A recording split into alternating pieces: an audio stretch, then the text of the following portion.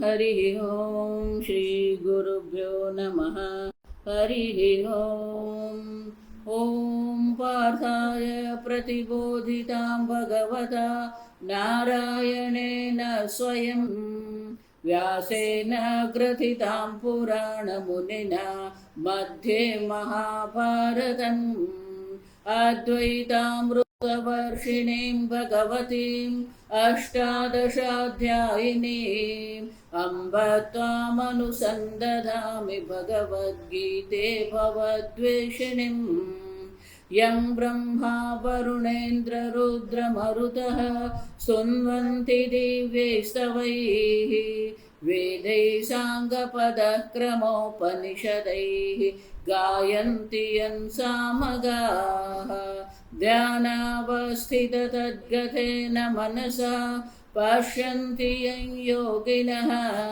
यस्यान्तन्न विदुःसुरासुरगणाः देवाय तस्मै नमः। ॐ सहनाववतु सहनौ भुनक्तु सह वीर्यं करवावहै तेजस्विनावधीतमस्तु मा विद्विषावहै। ॐ शान्ति शान्ति शान्तिः। श्लोक नंबर 20। इति गुह्यतमं शास्त्रम् इति गुह्यतमं शास्त्रम् इदमुक्तं मया नघ इदमुक्तं मया नघ एतद्बुद्ध्वा बुद्धिमान् स्यात् एतद्बुद्ध्वा बुद्धिमान् स्यात् कृतकृत्यश्च भारत कृतकृत्यश्च भारत। अस्मिन् अध्याये भगवत तत्वज्ञानं मोक्षफलम् उक्त्वा अथ इदानीं तत्स्तौति। શંકરાચાર્યજી કહે છે ભગવાને પોતાની વિભૂતિ દર્શાવી, ભગવાને પોતાનું નિરુપાધિક સ્વરૂપ દર્શાવી, અક્ષર પુરુષ દર્શાવી. આ જ્ઞાન દ્વારા જ મોક્ષની પ્રાપ્તિ. ગચ્છન્તિ અમૂઢાઃ પદમવ્યયં તત અમૂઢાઃ. આરંભમાં જ ભગવાને કહ્યું કે જે આ જાણી લે છે એને પરમપદની મોક્ષની પ્રાપ્તિ થાય છે. હવે શંકરાચાર્યજી કહે છે આ અધ્યાયના અંતમાં તત્વજ્ઞાન જે ભગવાને દર્શાવ્યું છે, જેનું ફળ મોક્ષ છે. તત્વજ્ઞાનમ મોક્ષ ફલમ. તત્વજ્ઞાન જ મોક્ષ માટેનું સાધન છે અને એટલા માટે મોક્ષ જેનું ફળ છે એ તત્વજ્ઞાન. ઉક્ત્વા એ કહ્યું અથ ઇદાનીમ તત્સ્તૌતિ. એ બ્રહ્મ જ્ઞાન જેને કહેવામાં આવે, આત્મ સાક્ષાત્કાર જેને કહીએ, એની સ્તુતિ ભગવાન કરી રહ્યા છે. ઇતિ ગુહ્યતમં શાસ્ત્રમ. ઇતિ એતદ ગુહ્યતમં ગોપ્યતમં અત્યંત રહસ્યમિતિ એતત. અત્યંત રહસ્ય છે. કેમ? તમારી સામે જ છે ને તમને ખબર નથી. જો વિચારવા જેવું, કોઈક વસ્તુ એવી હોય કે જે આપણે અપ્રાપ્ત છે, દેશ અને કાળમાં અપ્રાપ્ત હોય તો આપણે કર્મ દ્વારા એને પ્રાપ્ત કરી શકીએ, પણ જે નિત્ય પ્રાપ્ત છે. આગળ જોયું આપણે નિત્ય બુદ્ધ શુદ્ધ બુદ્ધ મુક્ત સ્વભાવ. આત્મા નિત્ય મુક્ત છે, મોક્ષ પ્રાપ્ત કરવાનો નથી. આત્મા નિત્ય શુદ્ધ છે, આત્માને શુદ્ધ કરવાનો નથી. આત્મા નિત્ય બુદ્ધ છે, નિત્ય જ્ઞાન સ્વરૂપ છે. આ પ્રાપ્ત છે પ્રાપ્તિ, એટલે તમે પોતે જ છો. જો એટલા માટે જ આશ્ચર્ય થાય કે વેદાંત એટલે તમે પોતે જ છો, છતાં લોકોને એમાં રસ નથી પડતો. અને એટલા માટે ભગવાન શું કહે છે? ગુહ્યતમમ. તો આ ગુહ્ય કેમ છે? અત્યંત રહસ્યમ. કારણ કે આપણી બુદ્ધિ એટલી બહિર્મુખ છે. બાહ્ય વિષયોમાં આપણી બુદ્ધિ ખટપટ કરતી જ. કોણ આવ્યું, કોણ કેમ આવ્યું, ક્યાંથી આવ્યું, આપણી બહિર્મુખતાને કારણે જ આ જ્ઞાન કેવું બની ગયું? ગુહ્યતમમ શાસ્ત્રમ. સ્વામીજી એક બહુ સરસ મજાનું દ્રષ્ટાંત આપતા. એ વખતે ટ્રેનમાં જ બધા ટ્રાવેલ કરતા.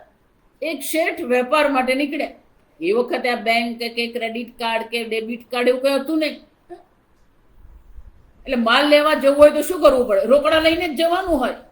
એટલે શેઠ પેલા રોકડા લઈને નીકળ્યો. ટ્રેનમાં પેલી ટિકિટ ફર્સ્ટ ક્લાસમાં બુકિંગ કરાવી, પણ એની આજુબાજુ કોઈક એવું હતું જેને ખબર પડી ગઈ કે શેઠ માલ લેવા જવાના. એનો શું થયો? પૈસા લઈને જ જવાના છે.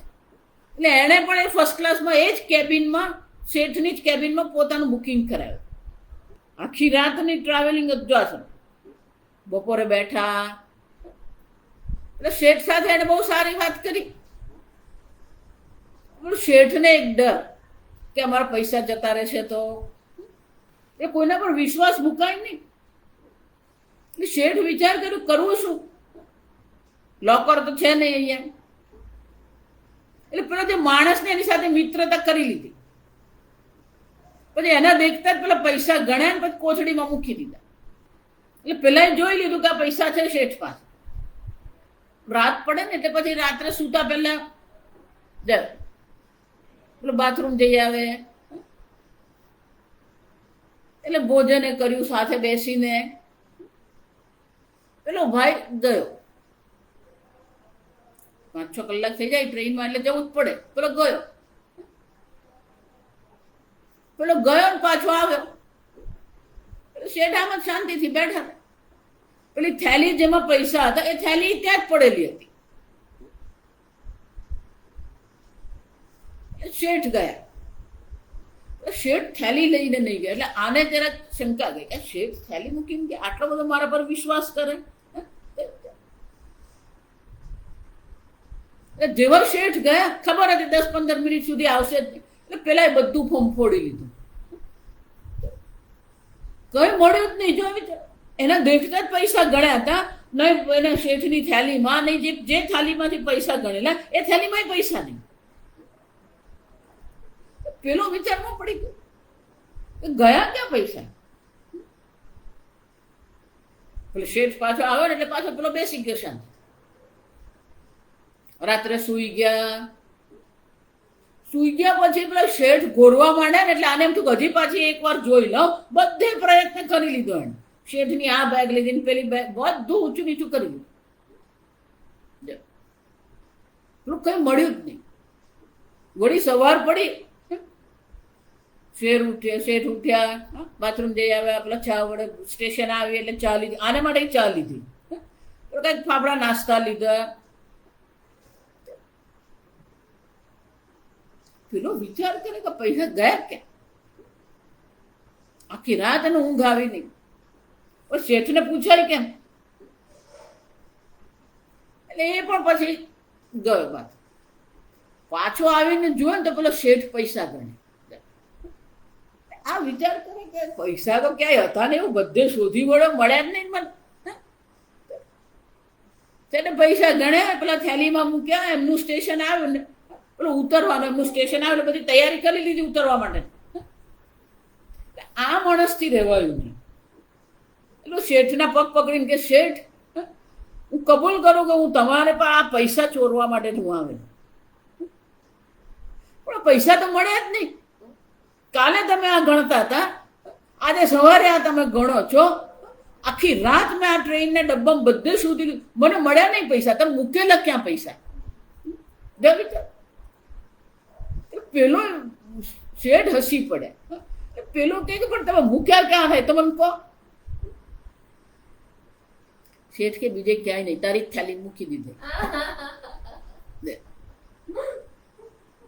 કેમ? અત્યંત રહસ્યમ. પેલો બીજે બધે જ શોધે પણ પોતાની થાલીમાં નહીં શોધે, કારણ કે એને એવું છે જ નહીં કે મારી થાલીમાં પૈસા હોય. શેઠ કે બાય બાય કરીને શું કર્યું, જય શ્રી કૃષ્ણ કરીને ઉતરી ગયા. આપણે પણ શું કરી રહ્યા છે? સુખ ક્યાં શોધીએ છીએ? બહાર શોધીએ છીએ. આનંદ ક્યાં શોધીએ છીએ? જો એટલે ગઈકાલે કીધું, આપણે દેશ બદલીએ, કાળ બદલીએ, પરિસ્થિતિ બદલીએ, વ્યક્તિ બદલીએ, પણ બદલવામાંથી જ ઊંચા ને. સ્વામીજી એટલા માટે શું કહે, સંસારી કોને કહેવાય? જે બદલીને સુખી થવા માંગે ને સંસાર. બીજે બધે જ શોધીએ આપણે. પેલી અષ્ટસિદ્ધિનો પ્રયત્ન કરીએ. માતાજી 2 કરોડનો આશ્રમ, 2 કરોડનો આશ્રમ, 5 કરોડનો આશ્રમ હોય પછી શું? આ બધું અહીંયા જ મૂકીને જવાના. જો વિચારી જોજો. તમે ગમે એટલે 2 કરોડ ને 5 કરોડ કરો, 10 કરોડ કરો, અહીંયા જ બધું જ મૂકીને જવાના છે. શું લઈને જવાના આપણે?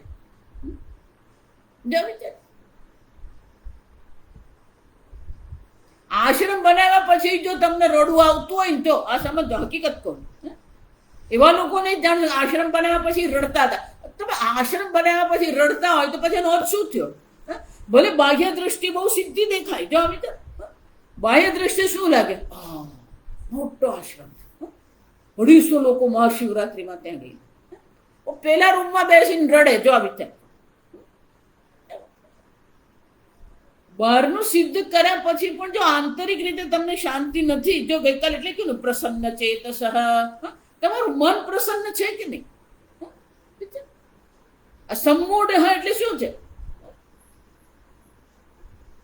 તમારું મન પ્રસન્ન છે કે નહીં? જો પેલો મન શેઠ કેવો શાંતિથી રહેતો હતો, ભલે 20-25 કલાક બંને ભેગા રહ્યા, પેલો ઉચાટમાં જ રહ્યો. જો વિચારજો, એને જ થેલીમાં પૈસા હતા પણ એ જ શું હતો? વિક્ષિપ્ત હતો. પેલા શેઠ આરામથી રહે, શાંતિથી રહે. જો મિત્ર આ સમજો, અત્યંત તમે સ્વયં આનંદ સ્વરૂપ છે. પણ તકલીફ ક્યાં છે? મનુષ્યાણામ સહસ્રેષુ કશ્ચિદ યતથી. જો મિત્ર બધું આગળ ભગવાન કઈ જ ગયા છે. હજારો મનુષ્યમાં કોકને એવું એમ થાય કે આ જગતમાં સુખ નથી, કોકને થાય. પરીક્ષ લોકાન કર્મચિતાન બ્રાહ્મણ નિર્વેદમાયાત.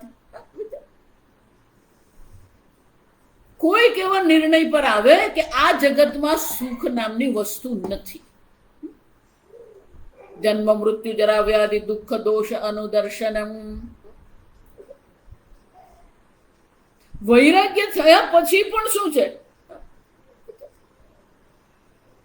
જો આ સાધુ જીવન જે છે, જેમ વ્યવહારિક જીવન જે છે, વૈવાહિક જીવન છે, પિતા પુત્ર, પુત્રના વિવાહ કરવા જાય, આ બધાનો એક આનંદ છે. એમાં એક આનંદ છે, જો સમજ. એવો જ આનંદ આ સાધુ જીવનનો છે, વૈરાગ્યનો છે. કઈ વ્યવહારિક ખટપટ કરવાની નહીં, પૈસાની કમાણી કરવાની નહીં, લાઈટનું બિલ ભરવાનું. જો પેલા આશ્રમમાં રહે એટલે શું કરવાનું? નહીં શાકભાજી લાવવાનું, નહીં લાઈટનું બિલ ભરવાનું, નહીં ગેસનું બિલ ભરવાનું, નહીં ગેસનો બાટલો લાવવાનો, નહીં રસોઈ કરવાની. એટલે પેલા શું લાગે? આરામથી રહેવાનું. જો સ્વામીજીના આશ્રમ પેરાસાઇટ્સ કહેતા, પરોપજીવી છે. સાધુ જીવનમાં એક આનંદ છે. તમે ઋષિકેશ હરિદ્વાર જઈને જુઓ તો ખબર પડે, કેટલાય સાધુ રખડતા ફરતા. કુંભ મેળામાં જાઓ, કેટલાય સાધુઓ. એટલે આ જગતથી વૈરાગ્ય થઈ ગયો, અને સાંસારિક જીવનમાં રુચિ નથી. વૈરાગ્ય પ્રાપ્ત કરવા માત્રથી શું, પછી શું? જટિલો મુંડી લુંચિત કેશ કાશાયાંબર બહુકૃત વેશ. ભજગોવિંદમાં શંકરાચાર્યજી કહે જ છે,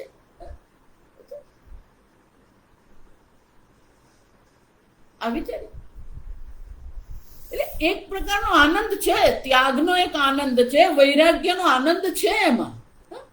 પણ એ સ્વરૂપ આનંદ નથી. જો આ સમજો, ખરેખર એ સ્વરૂપનો આનંદ છે જ નહીં. કારણ કે એ પણ કેવો છે આનંદ? વૈરાગ્યનો આનંદ છે, સ્વરૂપનો આનંદ નથી. એટલે ભગવાન 5મા અધ્યાયમાં કહે છે, બાહ્ય સ્પર્શેષુ અસક્તાત્મા વિંદતી આત્મની યત સુખમ. જો સમજો, અનાસક્તિનો પણ એક આનંદ છે. પણ એ અનાસક્તિનો આનંદ જે છે એ તમને મોક્ષ આપી શકશે નહીં.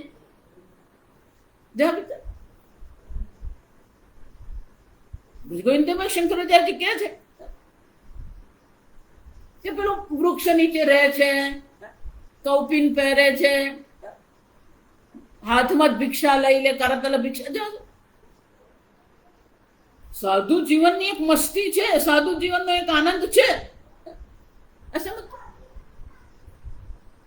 પણ એ આપણા જીવનનું લક્ષ્ય નથી.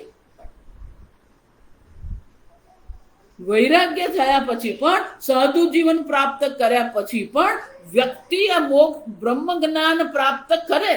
બાહ્ય સ્પર્શેષુ અસક્તાત્મા વિંદતિ આત્મનિ યત સુખમ તદ બ્રહ્મ યોગ યુક્તાત્મા સુખમ અક્ષયમ અશ્નુતે. વૈરાગ્યનું સુખ છે પણ એ જીવનનું લક્ષ્ય નથી.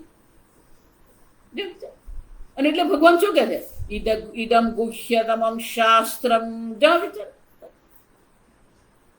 બ્રહ્મ જ્ઞાનથી જ મોક્ષ છે. કે અજ્ઞાન સમસ્યા છે. જો એટલા માટે વૈરાગ્ય કર્યા પછી જયારે પેલો ગુરુજી પાસે જાય ને, મુંડકોપનિષદ એટલે શું કે છે?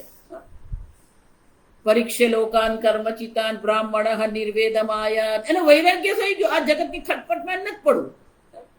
તો પછી એને શું કરવું જોઈએ? સગુરુ મેવા વિગચ્છેત. ગુરુ પાસે જઈએ. પણ એ ગુરુ કોણ છે?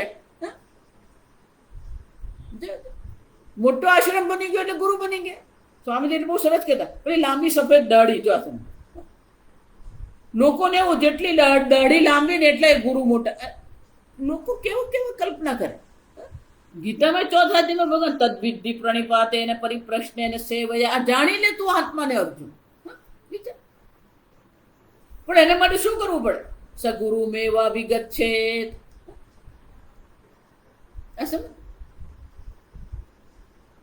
ભૃગુર્વૈ વારુણિ વરુણમ પિતરમ ઉપસસાર અધિહિ ભગવો બ્રહ્મેતિ.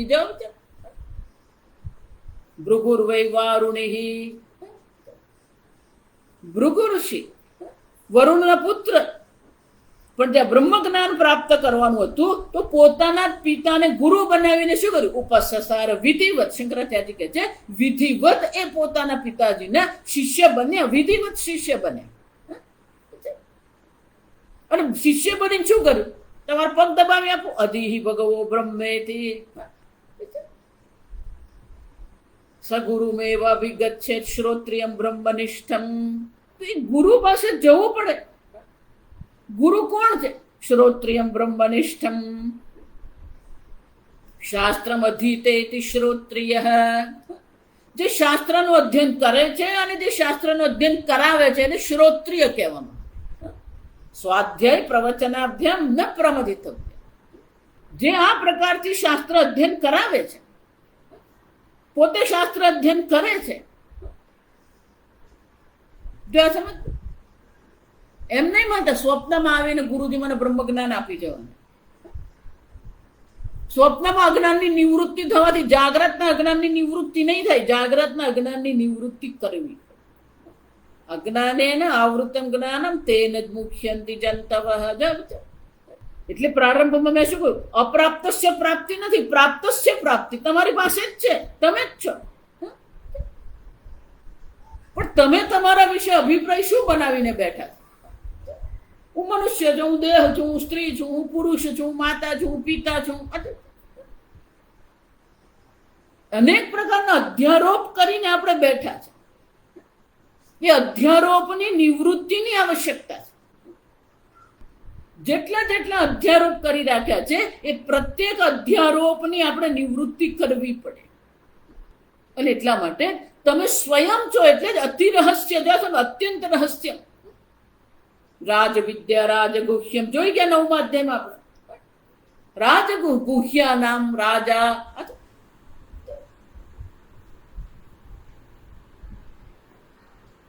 તમે સ્વયં છો. તમે સ્વયં એ હોવા છતાં પણ તમે જાણતા જ નથી. અને તમે જાણતા નથી એટલે શું થવાનું? બહાર શોધ્યા જ કરીએ આપણે. બહાર એટલું શોધ્યા કરીએ ને, બહાર આપણી બુદ્ધિ બહિર્મુખ એટલી રહે ને કે સતત આપણી બુદ્ધિ એમાં ને એમાં જ ભટકતી રહે. આગળ પણ આ શબ્દ ભગવાન કહી જ ગયા છે. સમજો 9મા અધ્યાયમાં રાજવિદ્યા રાજગુહ્યમ ઇદમ તુ તે ગુહ્યતમમ પ્રવક્ષ્યામિ આત્મને અનસૂયવે જ્ઞાન વિજ્ઞાન સહિતમ યજ્ઞાત્મા મોક્ષસે અશુભાત. જેને જાણીને આ અશુભ સંસારથી તને મોક્ષની પ્રાપ્તિ થશે. પણ બહાર આપણે શોધવાની આદત પડી ગઈ છે. જો એક વસ્તુ અસંગ. બીજું, કયા પછી પણ નહીં થાય. જો આ સમજો, તમે આનંદ સ્વરૂપ છે સાંભળ્યા પછી પણ હું આનંદ સ્વરૂપ છું એવો નિશ્ચય થતો નથી. હું પૂર્ણ બ્રહ્મ સ્વરૂપ છું એ નિશ્ચય નથી થતો.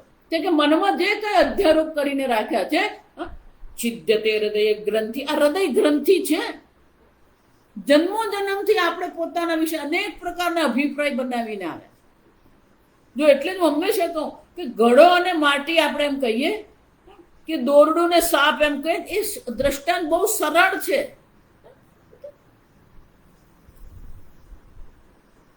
અહીંયા તો તમે સ્વયં છો. અન્નમ બ્રહ્મેતિ વ્યજાનાત. ભૃગુ ઋષિ પિતા વરુણ પાસે ગયા તો પહેલું શું કીધું? અન્નમ બ્રહ્મેતિ વ્યજાનાત. અન્નમય શરીર બ્રહ્મ છે, ધ્યાન કરો. સતપોતપ્યત સતપસ્તપ્ત્વા. તપશ્ચર્યા કરી, તપશ્ચર્યા કરી વળી પાછો પિતાજી પાસે આવે. અધિહિ ભગવો બ્રહ્મેતિ. આ શરીર હું નથી, આ તો સ્થૂળ છે, વિકારી છે, અનિત્ય છે. પ્રાણમ બ્રહ્મેતિ વ્યજાનાત. વળી પાછું ચિંતન કર્યું, આ પ્રાણ હું નથી. કેમ? પ્રાણ વિકારી છે, જડ છે. પ્રાણ જડ છે. જો સમજો, જો પ્રાણ ચેતન હોય ને તો રાત્રે સુઈ ગયા પછી ચોર આવે ને તો ખબર પડવી જોઈએ ચોર આવ્યો.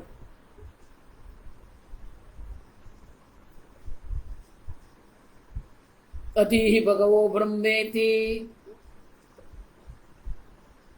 એક એક અધ્યારોપની નિવૃત્તિ કરવી પડે. અન્યોંતરાત્મા પ્રાણમય, અન્યોંતરાત્મા મનોમય, અન્યોંતરાત્મા વિજ્ઞાનમય, અન્યોંતરાત્મા આનંદમય.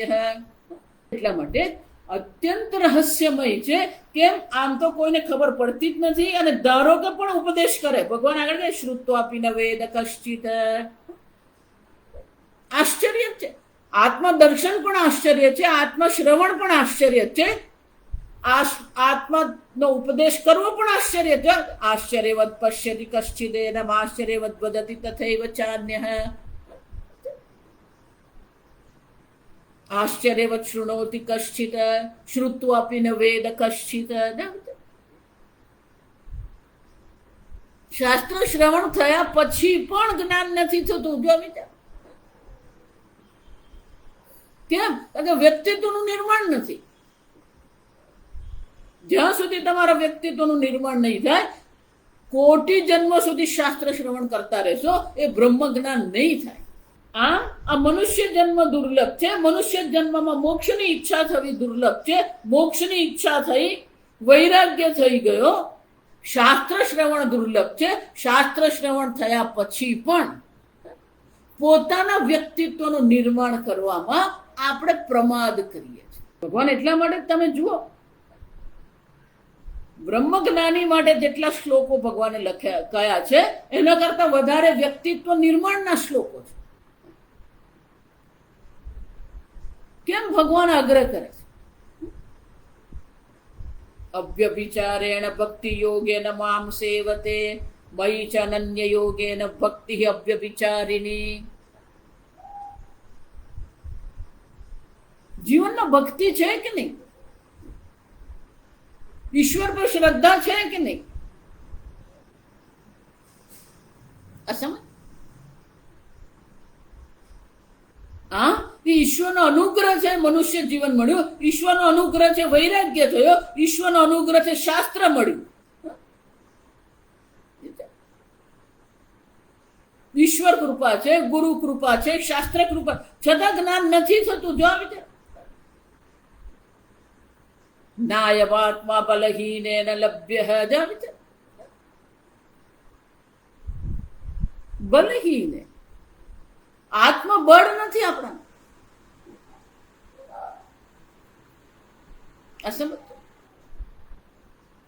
યમરાજા કઠોપનિષદમાં, મુંડક ઉપનિષદમાં પણ આ જ બધી ચર્ચા કે શાસ્ત્ર શ્રવણ પછી પણ જ્ઞાન નથી. જો આ સમજ, અને એટલા માટે ત્યાં કેવું છે, અત્યંત રહસ્યમ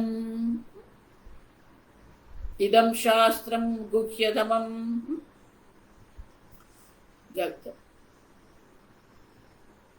તો ભગવાન આ 15મા અધ્યાયને શું કહે છે? ઇદમ ગુહ્યતમમ શાસ્ત્રમ. આ શાસ્ત્ર અત્યંત રહસ્યમય છે, અત્યંત ગુહ્ય છે.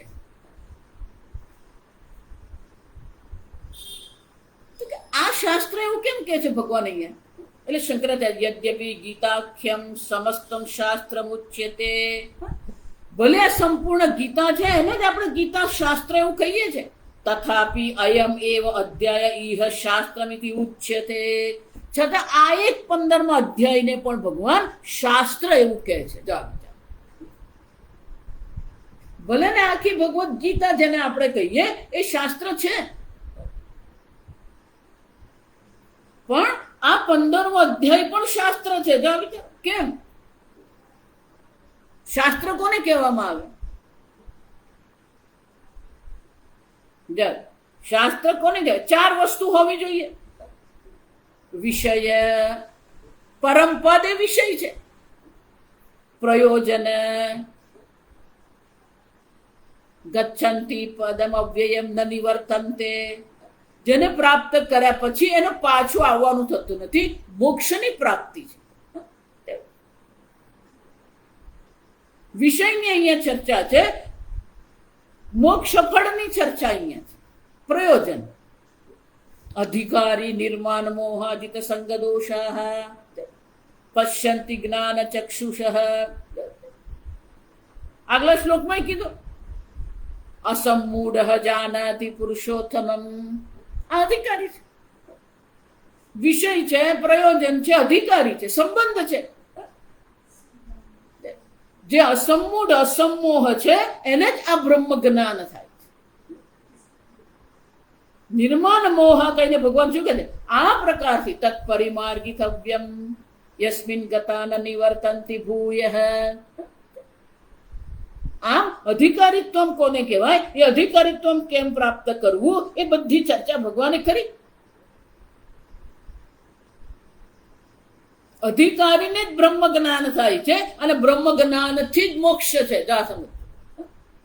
આમ જે બ્રહ્મ જ્ઞાન જે વિષય જે છે, વિષયનો અને અધિકારીનો સંબંધ જે છે કે અધિકારીને જ બ્રહ્મ જ્ઞાન થાય છે, અને વિષય અને પ્રયોજનનો સંબંધ છે કે બ્રહ્મ જ્ઞાનથી જ મોક્ષ છે. અને એટલા માટે આ 15મો અધ્યાય સ્વયં એક શાસ્ત્ર છે, કારણ કે અહીંયા બધું જ છે. વિષય, પ્રયોજન, અધિકારી, સંબંધ, અનુબંધ ચતુષ્ટય એને કહેવામાં. સંપૂર્ણ અનુબંધ ચતુષ્ટયની ચર્ચા આ 15મા અધ્યાયમાં છે. અને એટલા માટે 15મા અધ્યાયને પણ શું કહેવામાં આવ્યું? ઇદમ ગુહ્યતમમ શાસ્ત્રમ. સર્વો હિ ગીતા શાસ્ત્રાર્થ અસ્મિન અધ્યાય સમાસેન ઉક્ત. સંપૂર્ણ ભગવદ્ ગીતાના શાસ્ત્રનો જે અર્થ છે ભગવાન અહીંયા સંક્ષેપમાં જણાવ્યો. પોતાની પ્રકૃતિ વિભૂતિ પણ સંક્ષેપમાં દર્શાવી દીધી.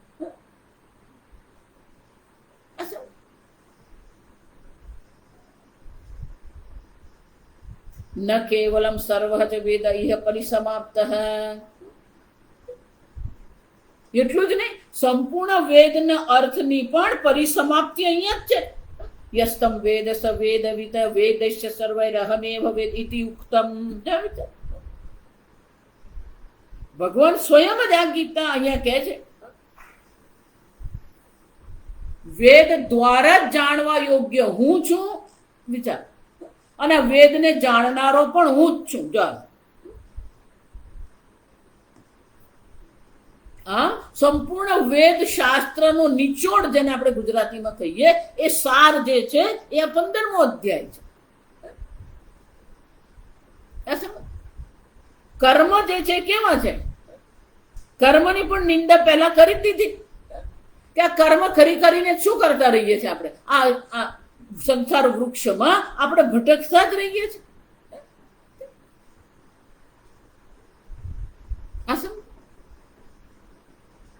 ઇદમ ઉક્તમ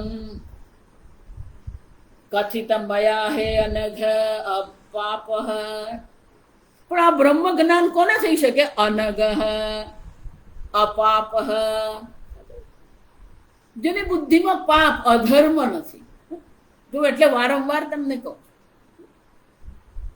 કે તમને એવું લાગતું હોય કે નાનું નાનું જૂઠું બોલવામાં કઈ વાંધો નથી, પણ એ જ મોટામાં મોટો વાંધો છે. તમને શાળામાં શીખવામાં આવું કે તમને 5 રૂપિયા માટે જૂઠું બોલવામાં તમને શરમ નહીં હોય, તો પછી 5 લાખનો જયારે ધંધો કરશો ને ત્યારે 5 લાખ બોલવામાં તમને શરમ નહીં. અસત્ય અસત્ય જ છે, પણ તમે એના માટે ગમે એટલે તર્ક વિતર્ક કરો.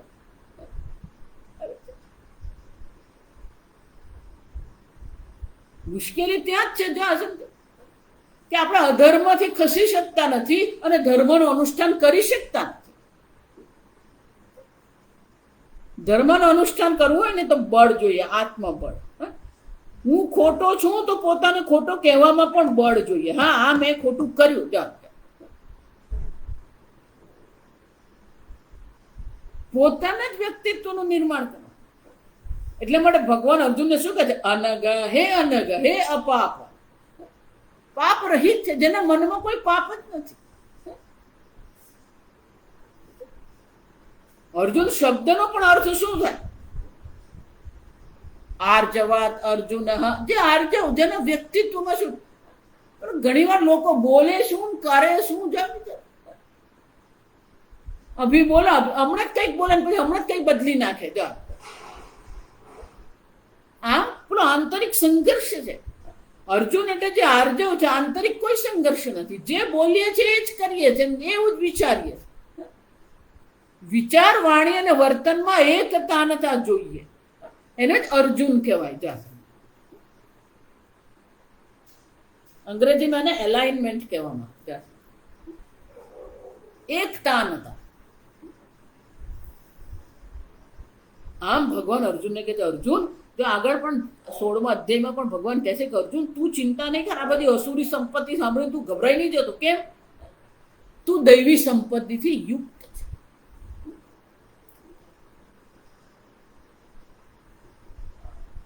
એતત શાસ્ત્રમ દર્શિતાર્થમ બુદ્ધ્વા બુદ્ધિમાન. યથા દર્શિતાર્થમ, જે પ્રકારે આ અધ્યાયમાં ભગવાને તત્વ દર્શન કરાવ્યા છે, એ તદ બુદ્ધ્વા બુદ્ધિમાન સ્યાત. જો આગળ હું કહી દઈ, એમને માનવાનું કે 5 કરોડ કમાઈ લીધા એટલે તમે બુદ્ધિશાળી છો. એમને માનવાનું ઘણી સત્તા મળી ગઈ એટલે તમે બુદ્ધિશાળી છો. બુદ્ધિમાન કોને કહેવાય? એતદ બુદ્ધ્વા બુદ્ધિમાન સ્યાત. આગળ 4થા અધ્યાયમાં સબુદ્ધિમાન મનુષ્યેષુ સંયુક્ત સકૃષ્ણ કર્મ કૃત. અહીંયા પણ ભગવાન એ જ કહે છે, એતદ બુદ્ધ્વા બુદ્ધિમાન સ્યાત. આ તત્વ જ્ઞાનને આત્મ સ્વરૂપે જાણીને જે બુદ્ધિમાન છે, જે આત્મ તત્વને જાણે છે એ બુદ્ધિમાન છે. ખરેખર તમારી બુદ્ધિનો ઉપયોગ જો કરવો હોય તો આ અક્ષર બ્રહ્મને જાણવામાં આપણી બુદ્ધિનો ઉપયોગ આપણે કરીએ.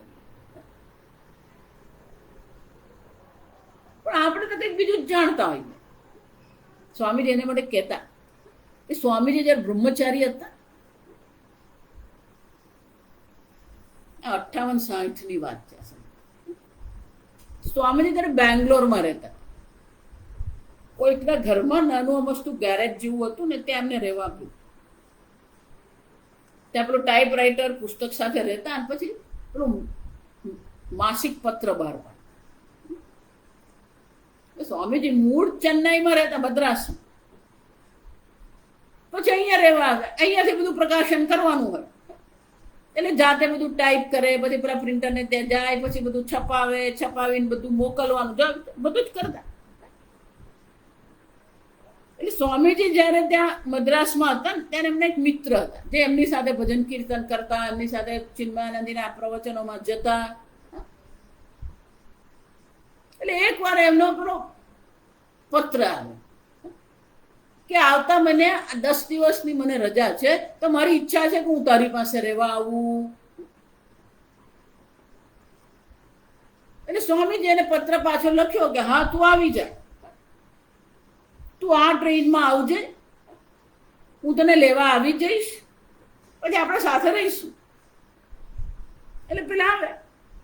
બીજે દિવસે સ્વામીજી બેઠા બેઠા રાત્રે એમનું પેલું ટાઈપ કરતા હતા.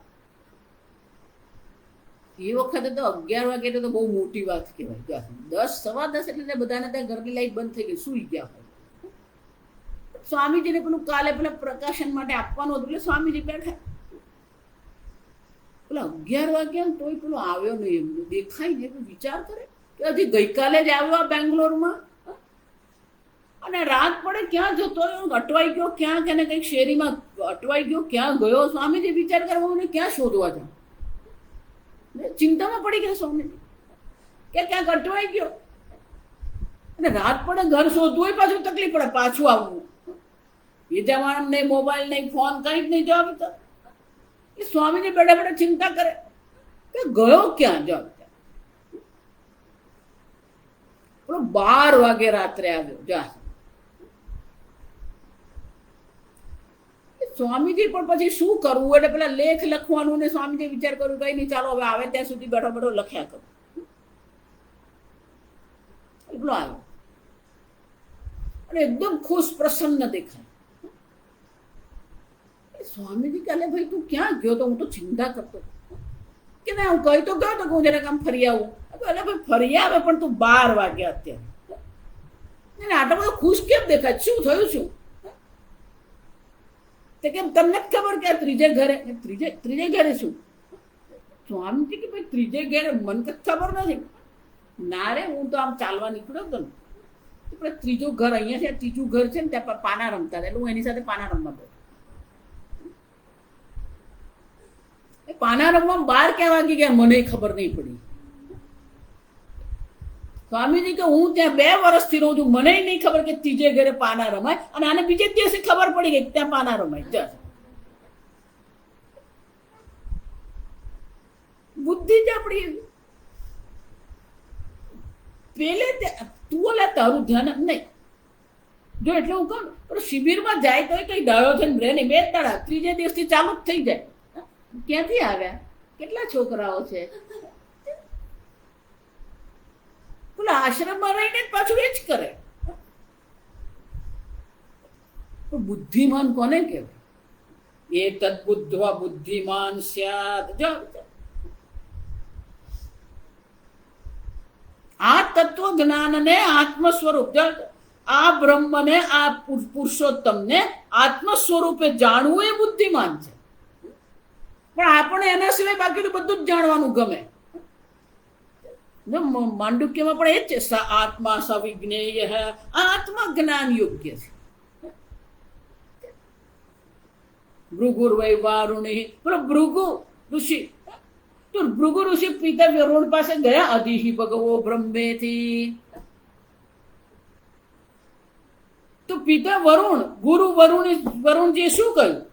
યતો વાઈમાની ભૂતાની જાયન્તે યેન જાતાની જીવંતિ યત પ્રયંતમ અભિશમ વિશંતિ તદ બ્રહ્મ તદ વિજિજ્ઞાસસ્વ. એને તું જાણવાની ઈચ્છા કર. જો સમજ, પણ આપણે બાકીનું બધું જ જાણવાની ઈચ્છા થાય. આમ બુદ્ધિમાન કોણ છે? જે આ તત્વને આત્મ સ્વરૂપે ઓળખે છે એ બુદ્ધિમાન છે. એ તદ્બુદ્ધ યથા દર્શિતાર્થમ બુદ્ધવા બુદ્ધિમાન સ્યાદ ભવેત ન અન્યથા. શંકરાચાર્ય સ્પષ્ટતા કરે છે, ન અન્યથા. અન્ય કોઈ પણ પ્રકાર ગમે એટલું જો. એટલે આ ચિન્માનજી જયારે પવાઈમાં આશ્રમ બનાવે ને સાંદીપની સાધના, તો ત્યાં સાંદીપની બને બાજુમાં જ પેલું IIT મુંબઈ. અને ચિન્માનજીનું અંગ્રેજી બહુ જ સરસ હતું, એમની શબ્દાવલી પણ બહુ સુંદર. એટલે ઘણા બધા પ્રોફેસરો એમને સાંભળવા આવતા.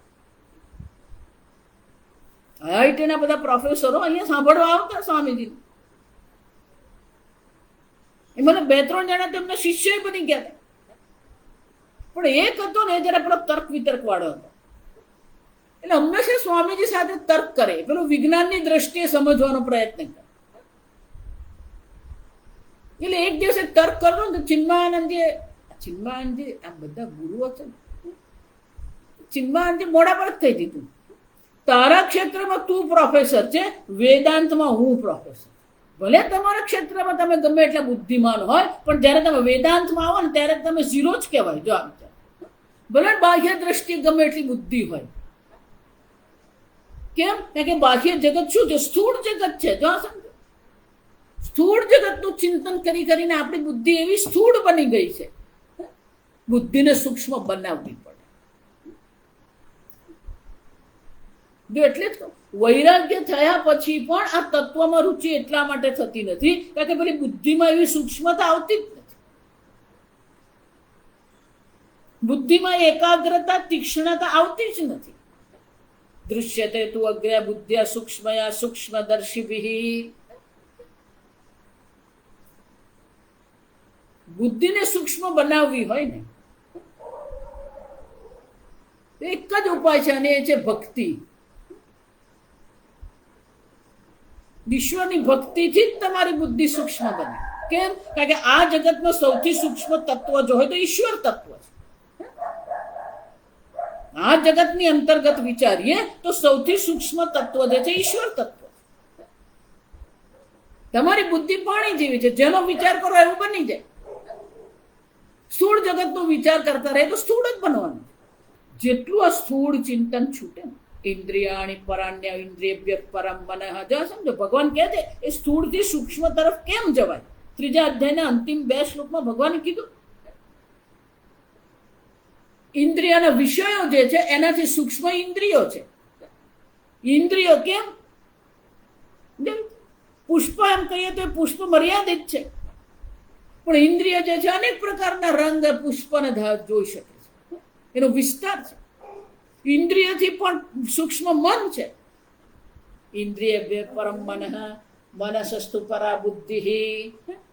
મનથી પણ પર, મનથી પણ સૂક્ષ્મ બુદ્ધિ છે. બુદ્ધેસ્તુ આત્મા પર. બુદ્ધિથી પણ આત્મા પર છે, સૂક્ષ્મ. આમ સ્થૂળથી સૂક્ષ્મની પ્રક્રિયા કરવી પડે. અન્નમય કોષથી આપણે આનંદમય કોષ પણ છે, તે સ્થૂળથી સૂક્ષ્મ જ છે. અન્નમ બ્રહ્મેતિ વ્યજાનાત. અન્યોંતરાત્મા પ્રાણમય, અન્યોંતરાત્મા મનોમય. આ પ્રક્રિયા છે, સ્થૂળથી સૂક્ષ્મની પ્રક્રિયા છે. આમ જેટલી સૂક્ષ્મતા આપણી વધે ને બુદ્ધિની, એટલી જ આ બાહ્ય ચંચળતા, બાહ્ય વિક્ષેપ, આ બધું છૂટે. આપણું જેટલી બુદ્ધિની સૂક્ષ્મતા આવે ને એટલો જ આપણો વૈરાગ્ય દ્રઢ થાય. આ સ્થૂળતામાં પછી આપણને રસ નહીં પડે.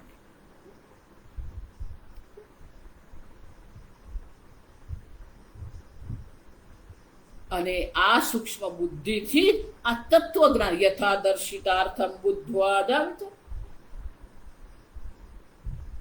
કે આ તત્વજ્ઞાન થઈ ગયું પછી શું? કૃતકૃત્યશ્ચ ભારત.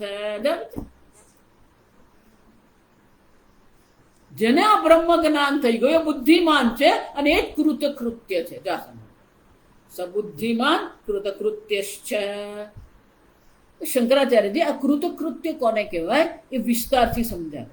કૃતમ કૃત્યમ કર્તવ્યમ યેન સહ કૃતકૃત્ય. જેના સર્વ કર્તવ્ય થઈ ગયા છે, જેને માટે કોઈ કર્તવ્ય રહેતું જ નથી. તસ્ય કાર્યમ ન વિદ્યતે. કોઈ કર્તવ્ય, તત્વજ્ઞાનીને કોઈ કર્તવ્ય છે જ નહીં. પણ આપણે તો બધું કઈ ને કઈ બાકી જ રહી ગયું હોય. કંઈક કરવાનું બાકી હોય, કંઈક ભોગવવાનું બાકી હોય. એકવાર ઉજ્જૈન ગયા હતા અમે જાત્રા. ઉજ્જૈન જઈએ એટલે આપણે મહાકાલના દર્શન કરીએ, મહાકાલ પાસે બેસીને આપણે પ્રાર્થના કરીએ. અમે જે બધા હતા, ઘણા બધા લોકો એક બસ ભરીને, મારી સાથે જેટલા શિષ્યો બધા હતા, અમે તો ત્યાં મહાકાલ પાસે બેસીને પ્રાર્થના કરીએ. મહાકાલ દર્શન તમે કરે ને તો એ અંદર અંદર નીચે છે જો. એટલે તમે એકવાર ત્યાં પેલા પગથિયા પર બેસો ને પછી ઉપર શું થાય આપણને ખબર નહીં પડે. એટલે બધા દર્શન કર્યા ને બાકીના બધા બહાર નીકળી ગયા. અમે અહીંયા બેઠા ને પેલા ભાઈને કહી દીધું આ લોકોને જે કઈ શેરીમાં કઈ રખડવું કરવું હોય કરી લે, અમે અડધો પોણો કલાકમાં શું કરીએ આ પ્રાર્થના કરીને આવીએ. એટલે અમે બધા બેસી ગયા એક બાજુ પર, કારણ કે પેલા બીજા દર્શનાર્થીઓ આવતા હોય એટલે આપણે એક બાજુ પર બેસી જઈએ એટલે પેલા દર્શનાર્થીઓ આવતા જતા. હવે અમે અડધો કલાક પૂરો કરો એટલામાં પેલો આરતીનો સમય થઈ ગયો. આરતીનો સમય થયો અને અમને બધાને બેસીને જોયું કે આ માતાજી છે, આ માતાજી સાથે એમના શિષ્યો છે, આ બધા પૂજા પાઠ કરી રહ્યા છે. બધા પૂજારીઓ જોતા હતા અડધો કલાક. એટલે જો આરતીનો સમય થયો ને તો અમને બધાને બોલાવીને કીધું કે બેસી જાઓ જા. એટલે ભગવાનનો જે દરવાજો છે, દ્વાર છે ને, ત્યાં અમને બધાને બેસાડી. હવે એકવાર ત્યાં બેઠા પછી ઉઠાય નહીં, જ્યાં સુધી આરતી પૂરી નહીં થાય ત્યાં તો નીકળાય નહીં. અને બોલાવે એટલે ના તો પાડીએ નહીં. જો આ વિચાર. એટલે અમે ભલે એમને કીધું હતું કે અડધો કલાકમાં અમે આવીએ, પણ પૂજારીએ બોલાવી લીધા એટલે અમે ત્યાં બેસી ગયા. પછી આરતી શરૂ થઈ એટલે અમને મજા પડી ગઈ આરતીમાં. જાઓ, બહુ વર્ષો પહેલાની વાત કરું, ઓછામાં ઓછા 15 થી 20 વર્ષ પહેલા. એટલે અમે આરામથી ત્યાં બેઠા. આપણે આરતી, આપણે ત્યાં આરતી થાય એટલે પેલું એવું 5 મિનિટમાં આરતી પૂરી થઈ જાય. પેલો અડધો કલાક પેલી આરતી ચાલે. એટલે જે ભાઈ અમને આ બધા પ્રવાસે જાત્રાએ લઈ ગયા હતા એ ભાઈએ જોયું કે આ લોકો આવ્યા કેમ નહીં, એટલે એ અંદર આવ્યા. એ અંદર આવ્યા, પેલા ઉપર ઉભા રહ્યા, પગથિયા છે ત્યાં જો ત્યાં ઉભા હતા. એમણે જોયું આરતી છે એટલે એ ઉભા રહી ગયા. એમણે જોયું કે આ મહાકાલની આરતી થઈ રહી છે એટલે એ ઉભા રહી ગયા આરતીમાં. આરતી થઈ ગઈ, આરતી લીધી, પૂજારી અમને પ્રસાદ આપ્યો. પછી અમે આમ પાછળ ફરીને જોયું તો પેલા ભાઈ ત્યાં. એટલે એમણે આમ કહ્યું કે જલ્દી ચાલો. એટલે બધા જલ્દી નીકળી ગયા. બહાર નીકળીને જોયું ને તો બધું વરસાદથી ભીનું થઈ ગયું. જોરદાર વરસાદ પડી ગયો. હવે ઝરમર વરસાદ પડતો. પેલા ભાઈ મને કે તમે જલ્દી ચાલો, આ બધા પેલા બસમાં બેઠા બેઠા અકળાઈ ગઈ. ને કેમ અકળાઈ ગયા, શું થયું? તો કે ના, તમે અહીંયા બેઠા, અમે બહાર નીકળ્યા. હજી તો 10-15 મિનિટ આ એકાદ બે લારીમાં કંઈક ભજીયા પાત્રા આ લોકોએ ખાધા ને એમાં એટલો જોરમાં વરસાદ પડે ને બધા બસમાં બેસી જવું પડે. અને તમે હતા ને એટલે બસ ઉપાડાય નહીં. એટલે અમે કરીએ શું? એટલે હું બસમાં બેસી રહ્યો. જેવો વરસાદ ઓછો થયો એટલે હું ત્યાં આવ્યો આરતી ચાલતી હતી એટલે હું ઉભો રહી ગયો. જા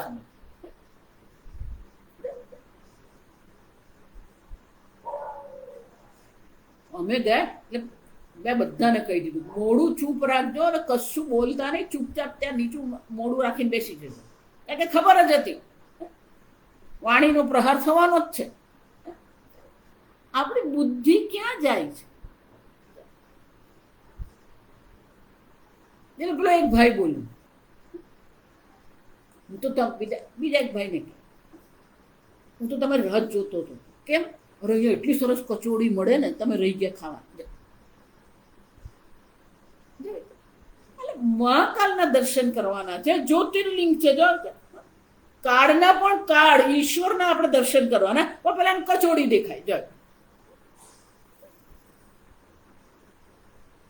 જો એટલે જ કહું કે આશ્રમમાં રહીએ કે શાસ્ત્ર ભણીએ પણ પેલી બુદ્ધિ જે છે એ તો શું છે, કૃતકૃત્યતા આવી ગઈ નહીં. પેલા જે ભાઈને કીધું ને એને એમ થઈ ગયું કે મારી કચોડી ખાવાની રહી ગઈ. જાય કૃતકૃત્યતા, આપણામાં કૃતકૃત્યતા આવતી જ નથી. બધું થઈ જ ગયું, હવે કઈ બાકી જ નથી. એટલે સ્વામીજી બહુ સરસ કહેતા કે આપણું જીવન એટલું ટૂંકું છે અને આપણી યાદી એટલી લાંબી છે ને. Life is short and list is long. આ કરવાનું છે, આ ખાવાનું છે, પેલેને મળવાનું, ત્યાં જવાનું છે, એટલું. એટલે જીવનમાં કઈ બાકી નથી એવું બનતું જ નથી. જો આ સમજો, કંઈક ને કંઈક બાકી રહી જ જાય આપણા માટે.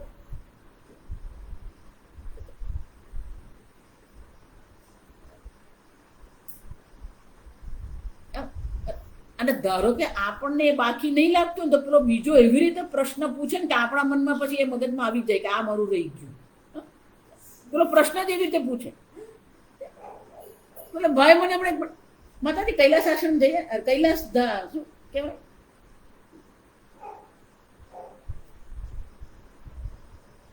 જઈએ કૈલાસ તમે નથી, શું વાત કરો એટલે શું વાત કરો ને આપણા મનમાં શું કરાવે, જો મારું કૈલાસ જવાનું બાકી, તું જઈ આવ તો જઈ આવ, પણ બીજાનામાં પેલું બાકી શું કામ નાખે તું, ખરેખર તમે નથી ગયા, નથી ગયા, આપણે એમાં શું મોટી વાત થઈ ગઈ. જો વિચાર માતાજી હું તો 5 વાર જઈ આવ્યો, સરસ,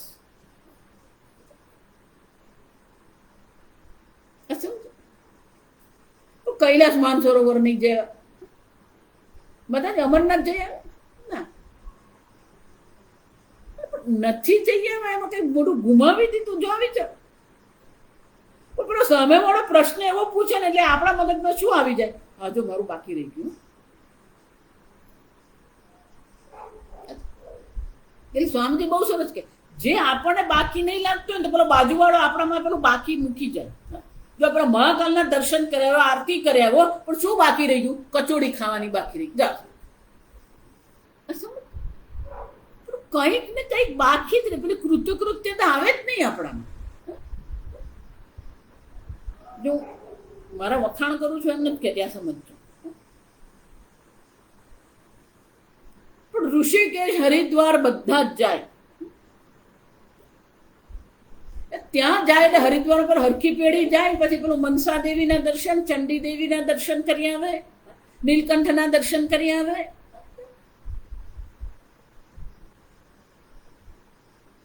એક વાર પેલા કેટલાક લોકો સ્વામી જેમનો ઋષિકેશ આશ્રમ પર લઈ જાવ, ચાલો જઈએ. ઋષિકેશ આશ્રમ પર એટલે કઈ આશ્રમમાં કોઈ બાપ રહે નહીં. જો સમજો, સવાર પડે નાસ્તો કરે એટલે રખડવા નીકળી પડેલા હોય.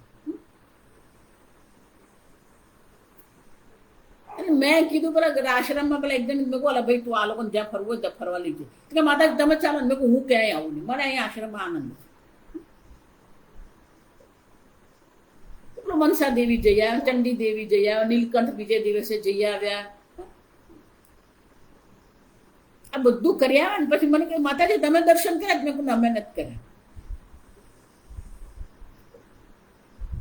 સમજો કૃતકૃત્યતા કોને કહેવાય? જેને કંઈ કરવાનું બાકી નથી, જેનું કોઈ ભોગવવાનું બાકી નથી.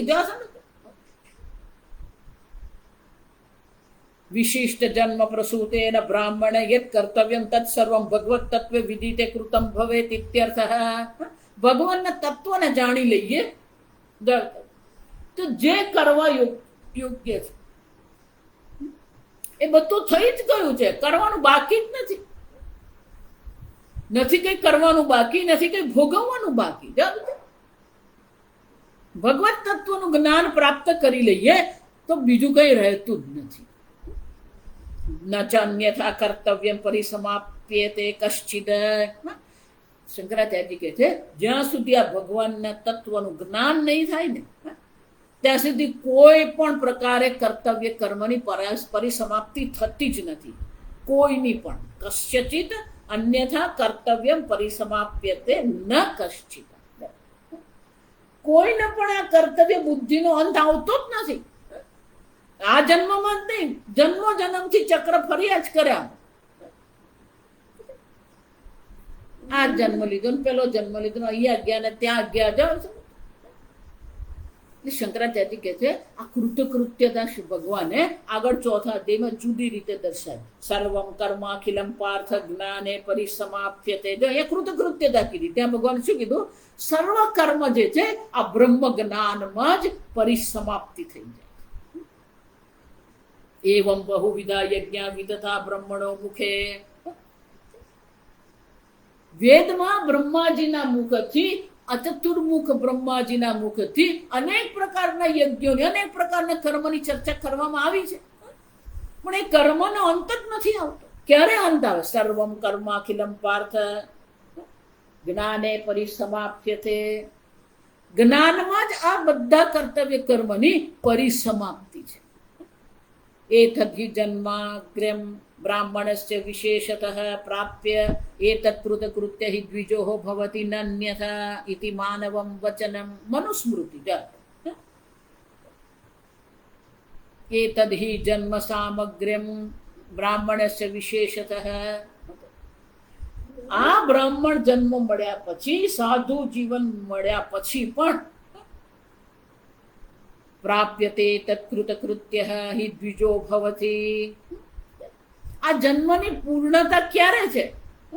કૃતકૃત્યતાની અનુભૂતિ થઈ કે નહીં આપણને? સ્વામીજી આ બાકી શબ્દ અંગ્રેજીમાં સ્વામીજી બાકી શબ્દ તરીકે જ વાપરતા. સ્ટીલ સમથિંગ બાકી એવું કહેતા.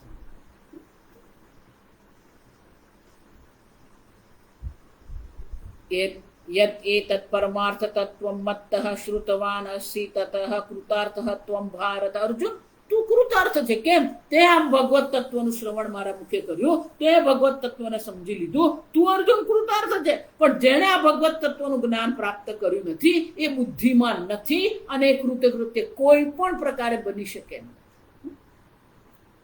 જો એટલે કહું, આ જન્મમાં તમે ગમે એટલી સિદ્ધિ મેળવો ને, આ બધી સિદ્ધિ મનુષ્ય શરીર સાથે અહીંયા જ શાંત થઈ જાય. કોઈ સિદ્ધિ તમારી સાથે નથી આવવાની.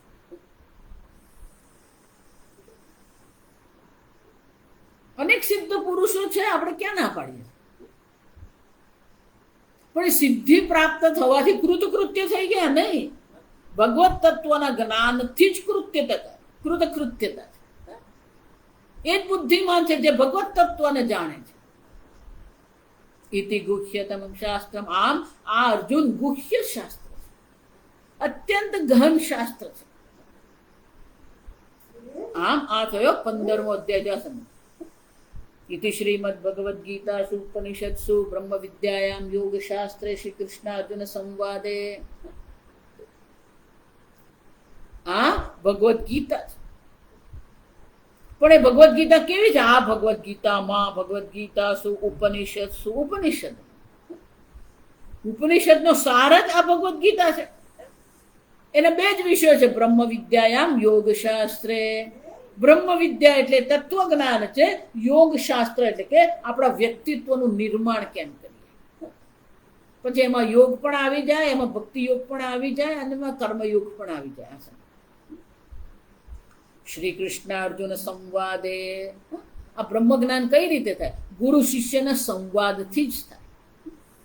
આગળ આપણે જોઈએ 4 પ્રકારની ચર્ચાઓ છે. એક વાદ છે, સંવાદ છે, જલ્પ છે અને વિતંડ. વાદ એટલે બે સમાન બેસીને ચર્ચા કરે ને વાદ કહેવાય. ગુરુ અને શિષ્યની વચ્ચેનો જે ચર્ચા છે એને સંવાદ કહેવાય. જેમાં શ્રદ્ધા મહત્વની છે.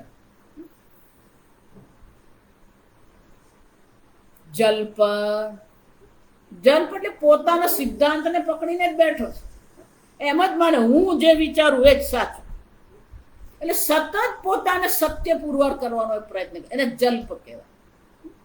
પેલું સામેવાળો શું કહે છે, સામેવાળો કેમ કહી રહ્યો છે, સામેવાળો કહેવાનું પ્રયોજન સાંભળવા તૈયાર જ નથી, પોતાનું જ ચલાવતો રહે, એને જલ્પ કહેવાય. પણ સામેવાળો બોલવા પણ જાય તો એને તરત જ બંધ કરી દે, તું મન સાંભળ. અને જલ્પ કહેવાય. વિતંડા એટલે તું કહે છે ને એ ખોટું, એટલે પેલો સામેવાળાને ખોટો કેમ પુરવાર કરો ને એમાં જ એની બુદ્ધિ વાપરતો.